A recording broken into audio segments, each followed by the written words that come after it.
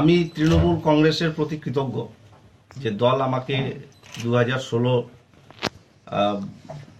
উপনির্বাচনে প্রার্থী করেছে এবং আমি লোকসভায় দাঁড়িয়ে জয়যুক্ত হয়েছি মমতা বন্দ্যোপাধ্যায়ের আশীর্বাদে, কোচবিহার জেলা তৃণমূল কংগ্রেসের সমস্ত নেতৃত্বদের সহযোগিতায়।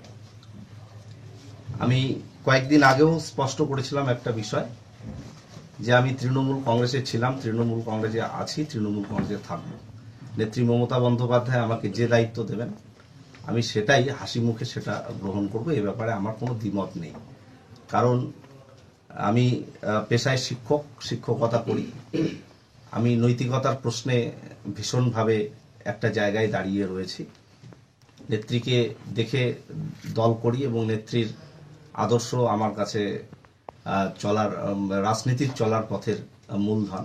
স্বাভাবিকভাবে আমি প্রত্যাশা রাখি যে নেত্রী নির্দিষ্ট সময়ে আমাকে দলের কাজে লাগাবে এবং আসন্ন লোকসভা নির্বাচনে তৃণমূল কংগ্রেসের যে মনোনীত প্রার্থী যাকে করা হয়েছে পরেশচন্দ্র অধিকারী, দল যেভাবে আমাকে দায়িত্ব দেবে প্রচারের, আমি নিশ্চিতভাবে তার হয়ে 100% ছাপিয়ে কোচবিহার সিটে যাতে রেকর্ড সংখ্যক ভোটে তৃণমূল কংগ্রেস প্রার্থী জয়যুক্ত হতে পারে সে ব্যাপারে একটা বদ্ধপরিকরভাবে আমি লড়াই চালিয়ে যাব। এবং মমতা বন্দ্যোপাধ্যায় যেটা বলেছেন যে 42-এ 42 সেটা বাস্তবায়ন হবে এবং 2019-এ বিজেপি ফিনিশ হবে, এটাও সত্যি ঘটনা। নেত্রীকে দেখেই আগামী দিনে দল করব এবং দলের হয়ে লড়াই করব। আপনি দলে থাকছেন তো? পরিষ্কারভাবে তো বললাম যে দলে আছি, দলে থাকবো।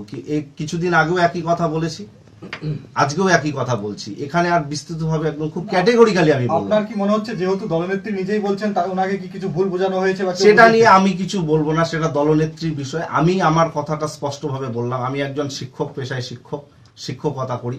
আমি একটা আদর্শ নৈতিকতার উপর দাঁড়িয়ে বিশ্বাস করি। রাজনীতির রং বদলের প্রশ্ন নয়। আমার প্রশ্ন হলো, নেত্রী মমতা বন্দ্যোপাধ্যায় আমাকে যোগ্য সম্মান দিয়েছেন, 2016 লোকসভা নির্বাচনে প্রার্থী করেছেন, আমি জয়যুক্ত হয়েছি।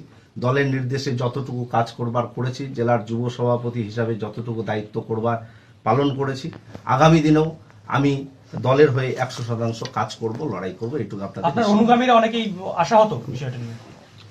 দেখুন, দলে আমার অনুগামী অনেকে রয়েছে। আমার অনুগামী নয়, দলের অনুগামী। দলের সিদ্ধান্তই তাদের সিদ্ধান্ত। আমার ব্যক্তিগত অনুগামী বলে কিছু হয় না, সব দলের অনুগামী হয়। সুতরাং দলের সিদ্ধান্ত সকলে মেনে নেবে বলে আমি বিশ্বাস করি এবং দলের হয়ে 100% সকলে জান লড়িয়ে। কোচবিহার লোকসভা কেন্দ্রে আপনার কেউ কি প্রতিপক্ষ ছিল না, যে বাইরে থেকে লোক প্রার্থী করলো তৃণমূল কংগ্রেস?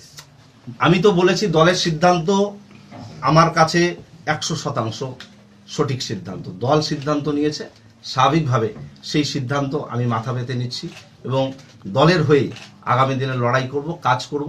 এ ব্যাপারে একদম আপনাদেরকে 100% নিশ্চিত করছি। না, জেলা সভাপতির সঙ্গে আপনার সম্পর্ক নিয়ে মাঝে মাঝেই কথা উঠছে। ব্যক্তিগত সম্পর্কে রাজনীতিতে কোনো মূল্য নেই। রাজনীতির আঙ্গিকে চলে।